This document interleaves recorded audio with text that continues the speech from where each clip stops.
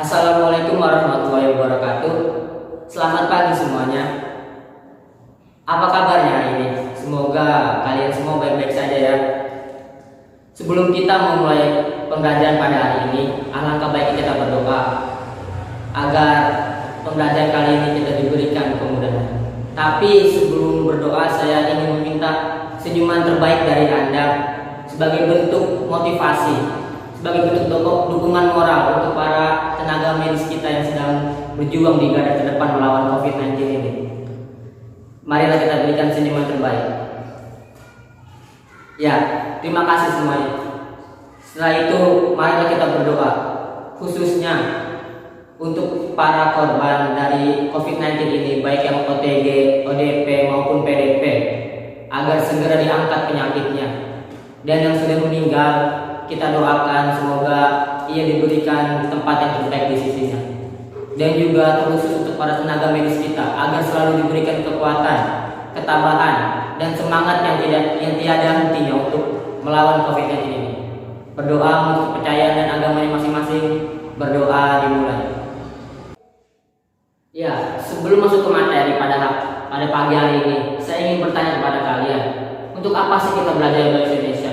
Toh kita sendiri orang Indonesia. Ya, pertanyaan itu saya sampaikan karena ada yang mengganjal dalam diri saya tentang bahasa Indonesia ini.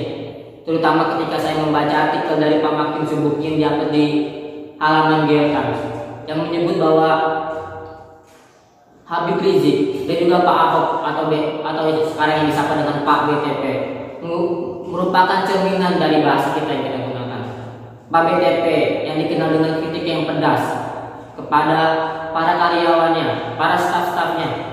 Lalu juga ada Habib Rizik yang terkenal pedas atau suka mengkritik dari para kalangan yang ada di badan yang ada di dalam pemerintah. Tentu kita sedikit tidak setuju dengan pendapat itu, tapi itulah yang terjadi pada kita. Bahkan para pendukungnya justru dipedas, justru ditajam, dan juga menyakiti para hati-hati orang lain. Satu sama lain saling mencibir, satu sama lain saling menghujat, saling menjatuhkan. Bukankah itu sudah melanggar budaya dari Indonesia? Orang asing mengenal kita dengan budaya kita yang santun, tapi dengan sesama orang Indonesia kita justru malah saling menghujat. Maka dari itu saya sampaikan bahwa belajar bahasa Indonesia itu penting, tidak hanya dengan SPOK, tidak hanya dengan sebab akibat, tidak hanya dengan teks prosedur ataupun teks-teks yang lainnya. Bahasa juga punya nilai santunan. Maka dari itu saya mengajak teman-teman untuk selalu menggunakan bahasa Indonesia dengan baik. Tidak harus baku, akan tetapi jangan menggunakan untuk menghujat orang. Bagaimana? Sudah semangat untuk belajar hari ini? Saya harap kalian semangat semua. Materi kita pada hari ini itu adalah esai. Sebelumnya, ada yang sudah tahu apa itu esai? Esai merupakan sebuah karangan pendek yang berisi tentang penelitian suatu objek dari seorang penulis. Untuk kalian yang belum tahu apa itu esai atau belum pernah melihat, mungkin Anda tidak sadar saja, karena biasanya esai itu terdapat di koran-koran atau di sebuah majalah. Terdapat dua ciri yang mencirikan tentang esai itu sendiri. Yang pertama itu adalah karangan yang berbentuk pendek, yang biasanya hanya terdapat 3 atau 4 paragraf saja. Yang kedua itu biasanya penulis itu mempunyai gaya yang khas dalam penulisannya.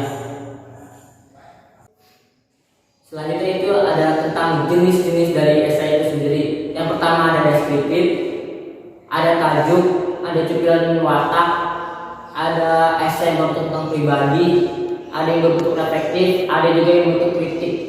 Kritik itu terutama tentang sebuah karya seni. Adapun sistematika dari penulisan esai itu sendiri itu, yang pertama itu ada pendahuluan yang biasanya berisi tentang abstrak dan juga latar belakang masalah dari suatu objek yang ingin diteliti. Yang kedua itu tentang isi. Isi ini sebuah gagasan dari penulis yang dimana gagasan tersebut sudah melalui metode-metode atau sumber-sumber yang dapat dipertanggungjawabkan. Yang ketiga itu berupa kesimpulan dari isi yang telah disampaikan oleh penulis tersebut. Ya, sekian penjelasan dari saya mengenai karya tulis esai. Selanjutnya saya memberikan tugas kepada kalian untuk membuat satu contoh dari esai yang bertemakan tentang COVID-19. Kalian boleh mengambil pembahasan tentang apa saja yang mengenai tentang COVID, baik itu dampaknya, penyebarannya, atau tentang penyakitnya itu sendiri. Setelah kalian membuat esai itu, saya menginstruksikan kepada kalian semua untuk membuat blog yang dimana esai itu nanti kalian upload di blog sebagai nilai tambahan dari saya. Saya harap kalian sudah mengerti tugas yang diberikan oleh saya. Sebelum kita mengakhiri pelajaran pada hari ini, alangkah baiknya kita berdoa agar pembelajaran kita hari ini diberikan sebuah manfaat dan juga kita selalu diberikan kesehatan dan semangat yang tiada henti-hentinya untuk belajar. Berdoa untuk kepercayaan dan agamanya masing-masing. Berdoa dimulai. Pesan dari saya sebelum mengakhiri pembelajaran hari ini yaitu jangan lupa untuk tersenyum, cintai bahasa Indonesia.